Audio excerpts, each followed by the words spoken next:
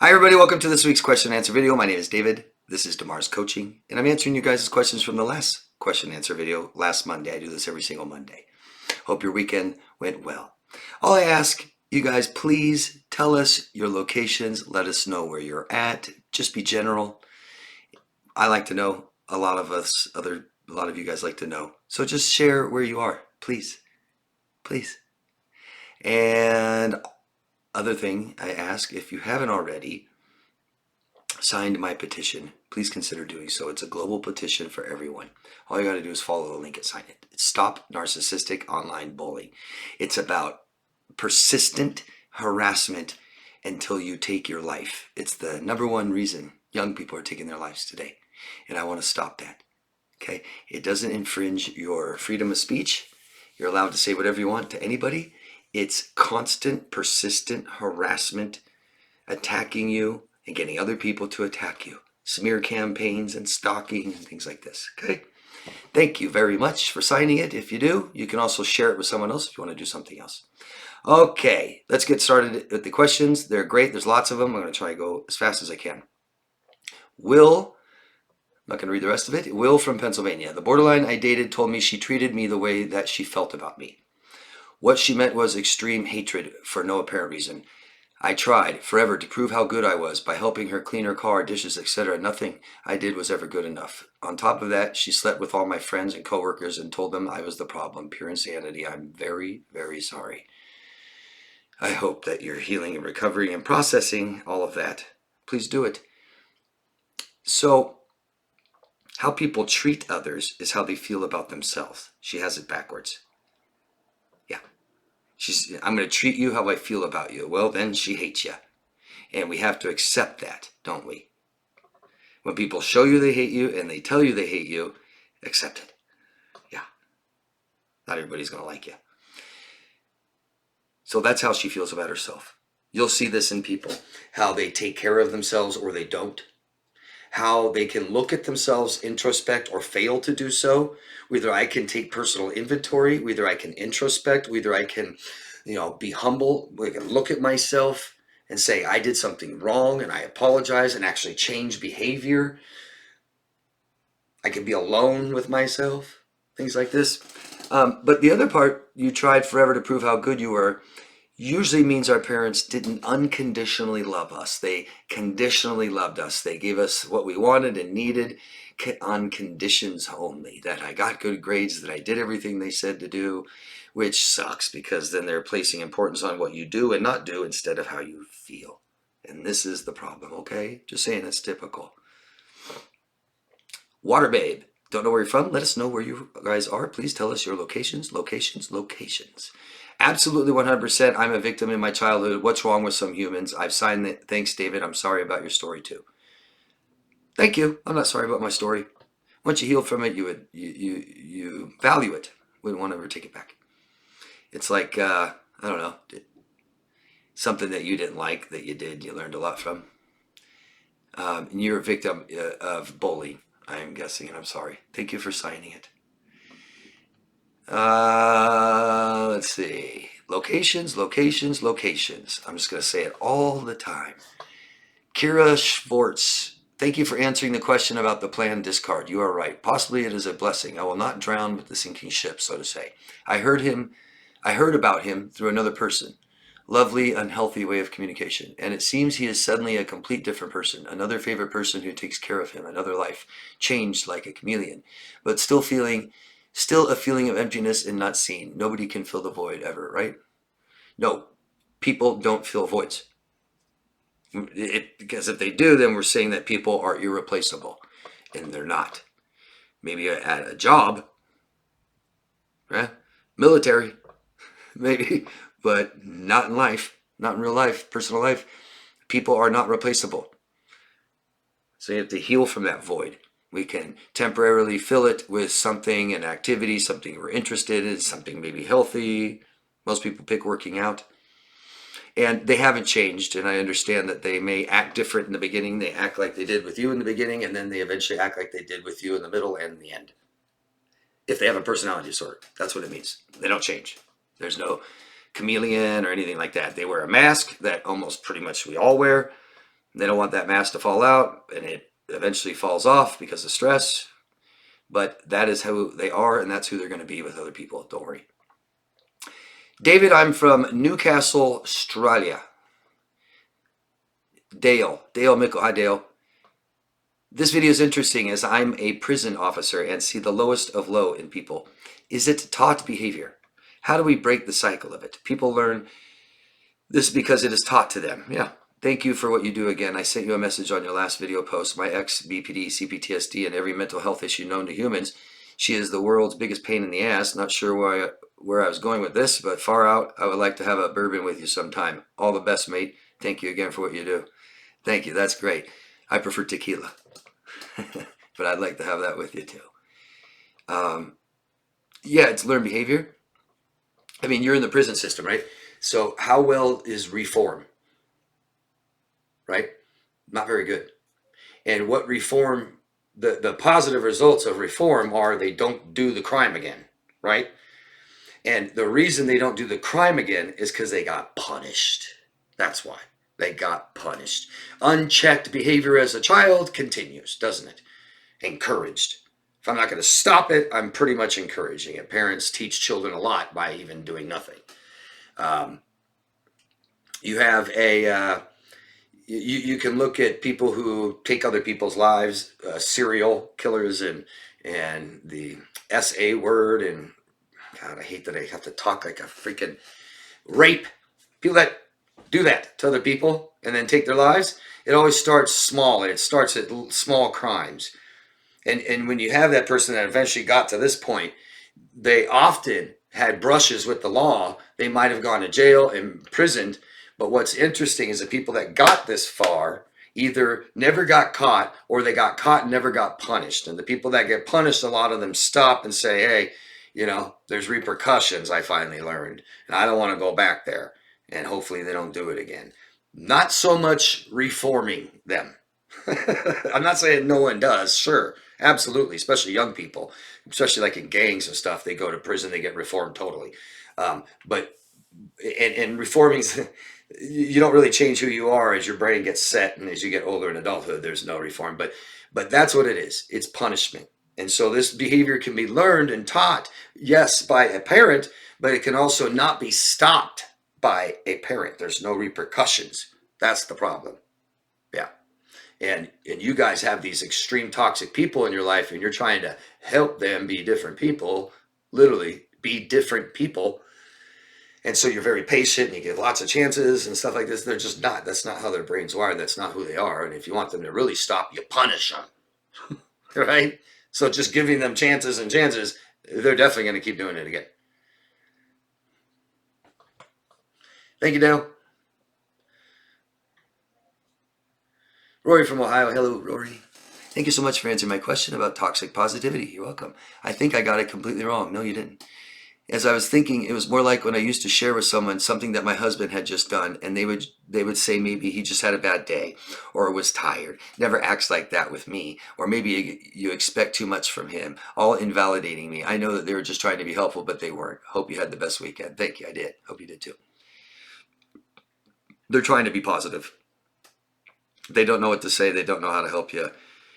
And you said it's not helpful. It's invalidating. It's frustrating. Sure. Yeah. So being positive all the time doesn't always help. And with trauma, it doesn't. And the last thing, I mean, if I was just positive all the time with my clients, I wouldn't have them all the time. And the reality is life isn't positive all the time, is it?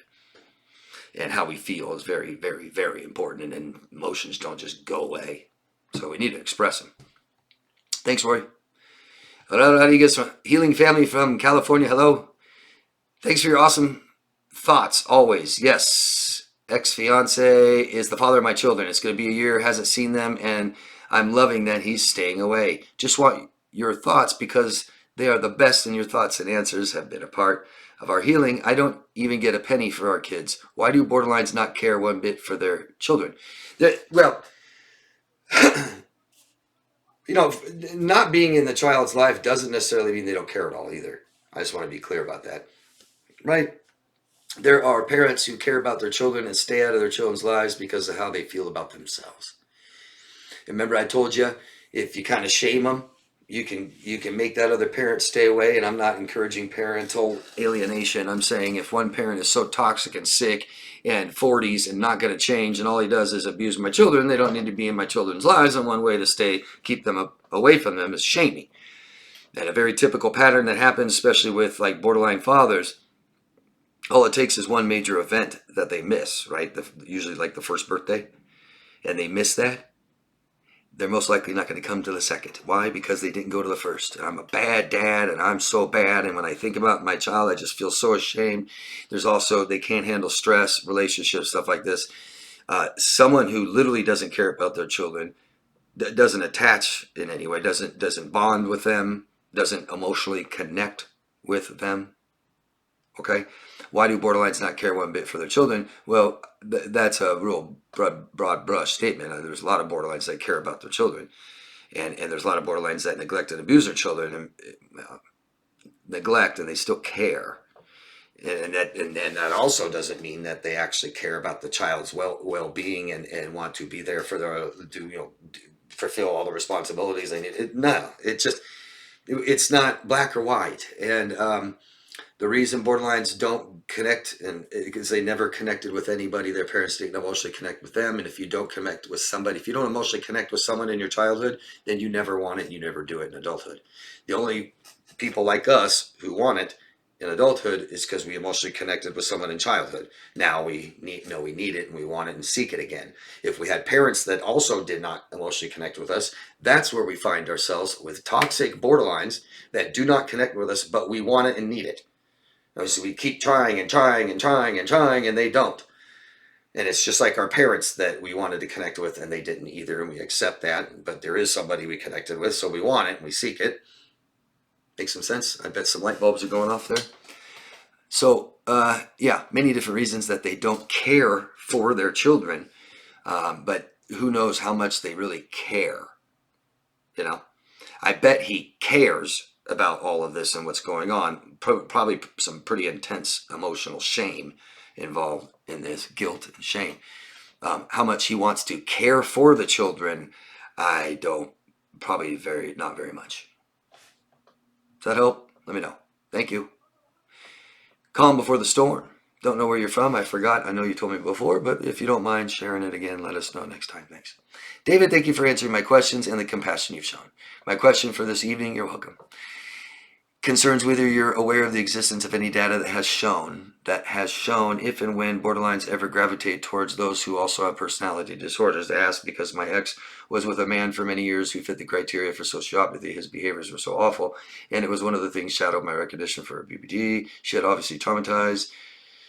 I saw in her BPD how much from experience trauma in previous relationship with a man. I'm sorry, I'm mumbling. I don't think any of this is very important. Each other. Okay, question. You want to know how much do they gravitate towards other people with personality disorders? Immensely. Immensely. You have a borderline, they have this like lifelong best friend they do everything together with. Probably not healthy.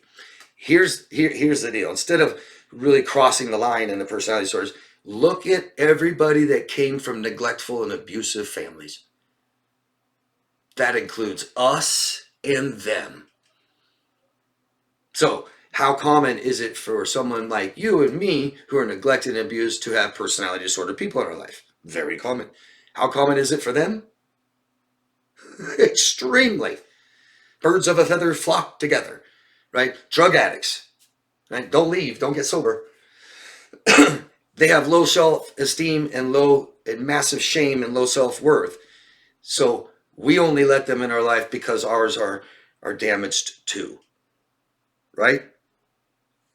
Sometimes every once in a while I'll get a person, I had all these toxic people in my life forever, but no, I have great self-esteem and tons of self-worth. No, you don't. No, you're lacking self-awareness more than anything. Yeah. What do you think? I just wonder if there are examples in literature of anything similar. I don't know. Probably. Pretty intense stuff. If you're a writer, you might write about this stuff. It might even spark you to be a writer. It has me. Yeah. I mean, does that, do you understand that, what I'm saying? We date our own emotional self-worth. You know, if I have massive self-worth, low self-esteem problems and stuff, I'm not going to be dating somebody very healthy with high self-esteem, and they're not going to date me. Look at the times that the worst toxic person came in your life. Was it an up time or a down time? How we feel about ourselves is who we identify with, gravitate towards, right? So why do I have so many toxic people in my life? Am I toxic? Well, we at least came from the same, similar place. Because I know people that have personality disorders, and I had a worse childhood than they did. I never developed a personality disorder. We all have different brains. We all react differently. We all do things about this differently. And, you know, I worked really hard for the person I am today. I didn't take the easy way out, per se, you know. So, did that answer your question? Let me know. Thanks. Rory from Ohio again. Hello, Rory. Could you please talk about being more cynical after this kind of abuse? I can remember in France having a beautiful dinner by the sea and an older couple walking by holding hands and hugging. My daughter said, "Aw, Mom, look, that's so sweet." And I responded by saying, "Yeah, he's probably married to someone else." Uh-oh. Oh, harsh, Rory. Do you want to change that? Start. None of that stinking thinking anymore. We stay positive. Now we say, even if we feel that way, we say, toxic positivity. But, I mean, there's something there maybe we need to address, Roy. But try to not, you know, the more negative we are, the more we are investing in it. Your question is, talk about being cynical after this kind of abuse. Sure. Betrayal is the worst thing ever. What's the first sure way to make sure I'm never betrayed again? Never given someone an opportunity. And the best way for my brain to do that is say everybody's bad. Everybody's bad. What's going on to the world today? Oh my God, the younger generation. These kinds of things are forms of depression, I'm telling you guys. And I know you guys are like, I say that, but I'm not depressed. Well, why are you saying it? Why is the world such a bad place? You better include yourself. Because this all pointing fingers out, 99% of the world is awful, except me. Doesn't work. Can't everybody say that? When everything's great in your life, we don't feel that way, do we? People are beautiful. People are, oh, look at that beautiful couple walking by. Yeah. Okay?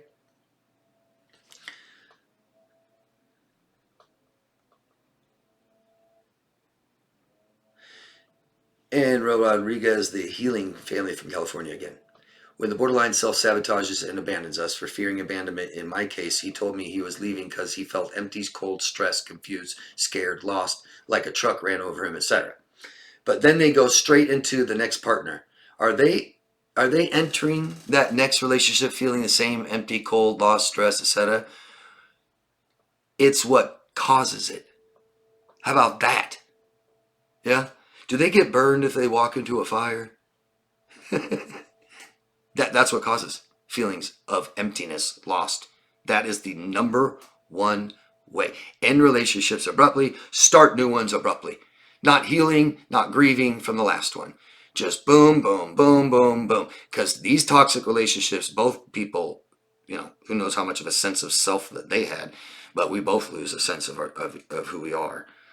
And then you go right into, I'm telling you, worst thing you can do. Worse than drinking, worse than drugs, probably. Just go right into another relationship. You are screwed. You're lost. You're bringing that right into it anyway. Not going to work. And the only person that would date you is toxic. Does that answer your question? Kira Schwartz. New question. Again, Germany, near Cologne. Thank you. Tell us where you are. Why is it that many borderlines live in a marriage or relationship over years before they switch to the dark side and seriously start with devaluation and discard? I read it so often. Is it stress related, or what other causes could start this? So there's probably many different factors, right? For one, we don't really know what their marriage was like. I don't care what the other person said. I don't care what they said. And I don't care what pictures or letters show. People with personality disorders do not have good relationships. Certainly not after, if they're abusing you, they didn't have any good relationships before that. I don't give a shit what anybody says. I know what you're saying. The common thing I hear is they're in a marriage for a long, long ass time. And then after that, it's like, boom, boom, boom, boom, boom, people, 2 months, 1 month, 3 months. I get it. But you also had someone in that marriage that kept them right there. You know, you take a borderline woman. Well, it's very common that she'll vacillate between a total toxic narcissist that controls them and a total victim that they control. And then they go back to the toxic narcissist who controls them, and then they got a victim that they can control. This relationship will probably last longer because the narcissist doesn't buy into their bullshit. They're not going to reassure them. They're not going to validate them. They're going to get them attached to them and threaten them. So they won't have as many emotional outbursts. They won't accept their total bullshit, their abuse, like we did. Typically. So maybe they're married to a narcissistic man and put up with their bullshit for a while, 10 years or whatever, and then they're done with that marriage and they're unstable as shit because they just lost their marriage. They may have just lost their kids, their house, income. They're massive stress, massively more unstable, total failure. Biggest failure in society almost is divorce, getting fired, you know, which they might have all of that. So yeah, they're just super more unstable and stressed. They're not healing from that loss, and they just try to fill it with new people, and it just disaster. How's that? Does that work? Does that make more sense? I'll tell you what a borderline or a narcissist didn't do is have a good, nice, long relationship where they're super mellow for 15 years, and then all of a sudden they're a total monster because they got a divorce. Different, sure, but yeah, it's not night and day like that at all. Emily from South Africa, because I know. My psychologist recommended antipsychotic medication. I don't know if it's a good idea. I can't tell you anything about it. I can't, I'm never going to go against a doctor's diagnosis, that's for sure. I'm sorry, too. Be aware that this causes depression. Diagnosis, medications every day cause depression. Psychotic medications cause depression. Emily, you know, I can tell you that if we want someone to give us the best help that they can, we've got to do everything they tell us to do. If we want that person to be able to give us the best help that they can. That makes sense, right? If you want me to give you the best help that I can, you know, take my suggestions. Don't not take my suggestions and say I didn't help you, right? You got to give me a chance to give you a chance. I'm not saying to do that. Maybe this person isn't the right help. I don't know, Emily. What you can always do is get a second opinion. You can go to another doctor, have them consult with you, and afterwards, after they tell you what they think, you can tell them what your doctor thinks. You don't have to do anything, okay? No pressure, Emily. I'm sorry I can't tell you much more than that. I can't tell you if it's a good idea or to do it or not. If you want this person to give you the best help, you're going to have to do what they say and try it all the way. You don't have to keep trying with this person if you don't want to, though. I mean, if you don't want this person to be the person that helps you, or you don't. But you can always get a second opinion, okay? I'm sorry. Nobody wants to hear something like that. Hi, David Dan from Dublin, Ireland again. Hello, Dan. I was just reading an interesting study linking bullying and emotionally unstable borderline. I know you talk a lot about abuse committed by borderlines, but are borderlines more likely to experience bullying due to their lack of boundaries and low self-esteem? Yeah. It just seems that this is a vicious cycle where the abused becomes the abuser. It is. There's nobody out there abusing tons of people that was never abused. And abusers, abusees, people who have been abused, either heal from it or abuse other people. If they don't heal from it, they're abusing someone. If they're not abusing other people, probably themselves. This is a cycle. Hurt people hurt people. Children who are SA'd, molested, they literally have their power, any power over their own selves and bodies ripped away from them.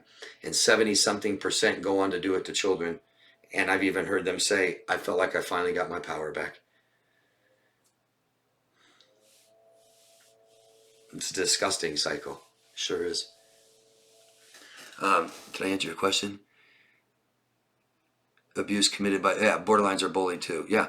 But don't forget, we're not that different. We came from very similar places and stuff.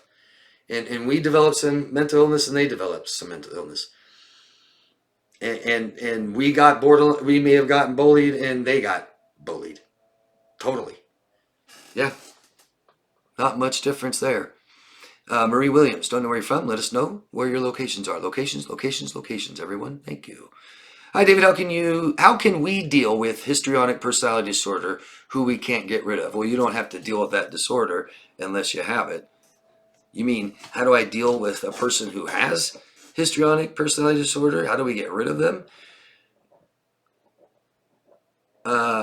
Very carefully, very assertively.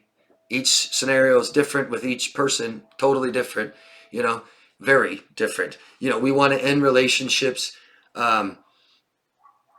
civilly, respectfully, and we want to tell them why and be very honest and give closure. But what if they're totally dangerous, right? What if just calling them means they're going to abuse you on the phone, trigger you, and send you into some kind of whatever? So then we can't, right? You have to be careful with histrionics because they are the believable victim, false accuser. They'll say you beat them, touched them, essayed them, all this stuff, just because you ended it. They can be very dangerous, nasty, very narcissistic. Histrionics are. And you shutting off that attention, they'll do some shit. So you gotta be careful. Best advice is, get away from them physically and then tell them to leave you alone. You might have to get police involved. I don't know. They don't have much of a life and hate themselves. Don't want to be alone with themselves. You are a source of attention for them that they lost. But maybe you can be more specific, okay? Marie, why don't you ask me something more specific so I can help you better? Thanks. And Mimi Reese, locations, locations, locations. I swear, I think you guys actually watch the videos, right? Don't just ask a question. Mimi says, hi, David, you didn't answer my question. Were you talking about Biden and Harris? And I'm not going to answer your question.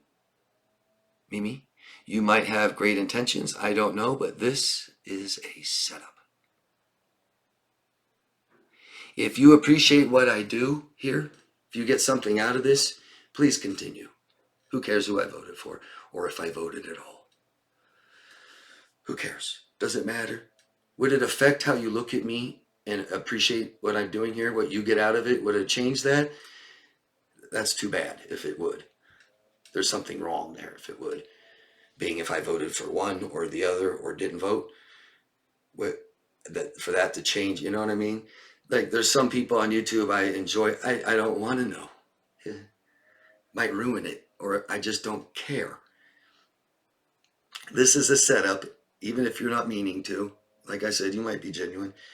But I hope whatever you can get from this, from what I do, that you still can continue. And I'm afraid that if I tell you the wrong answer, you might not be able to. So I try real hard. I put a lot of work in for years to make sure that this information reaches people that need it. And I'm not going to do something that damages that, stops that. You look at other companies. How's that going for Disney? To invite politics. Too bad. They should have kept making movies and TV shows and stayed in their lane, not gotten involved with cultural politics. How's it working for Budweiser? Not good. No thanks. Who cares? I don't want to know who you voted for. You can tell me why you want to know. Sure. But we'll just leave politics out of it. Thanks, Mimi. Locations, locations, locations. Guess what, guys? I'm going to ask right now that you guys give the locations. I'm going to ask a question. I've never asked before for 8 years. I'm surprised you don't. Okay, this is a good one. I'm going to close this last one. Listen to this haughty behavior right here. I'm surprised you don't see the reason why a wise person would not sign such a petition. Why don't you play devil's advocate and try to construct your own reason for not signing? Okay, smartass. How about this one, since you left it wide open? Because the only thing that's obvious that you won't sign a petition to stop people attacking others until they take their lives, until they die? Okay. I wrote, sure. Because the person who calls himself wise harasses people online until they take their lives. That's the obvious. You left it wide open. Why can't you just tell me? You can't sign it. You want to give me shit and you can't tell me why because you're so wise and the rest of us who signed it are just so stupid, aren't we? I'd love to hear your simple argument, please, because your opinion really matters. Why didn't you give it? Why just the haughtiness? Why just the attitude? Huh? This is about children killing themselves. Not serious enough for you? Huh? I hope that you're watching this and I hope you feel a little guilty. You should. Or there's something wrong. I can send you story after story after story of 8-year-olds, 10-year-olds, 11-year-olds being harassed for weeks and months and years in their personal life, and nobody did a thing about it, and they did it. They took their lives. And you're wise for not signing it, but you won't even give a reason. You're a fucking dumbass. How about that one? You're an idiot. I don't care what your opinion is. It's stupid. You had a chance to leave it and you didn't. Instead, you chose to just be a smartass. I'm impressed. Real impressive, buddy. Thanks. That's it. Thank you, everybody, for your beautiful questions. Let me know what you think of my answers. If I missed your question, I'm very sorry. I'd really appreciate thumbs up, subscribe to the channel, keep this stuff going, spread the message, let it go further and louder so toxic people are called out and stopped. Huh? Remember, there's only one reform, and that's punishment. Getting called out, punished. Thanks, guys. Love yourself first. Have a beautiful week. Bye-bye.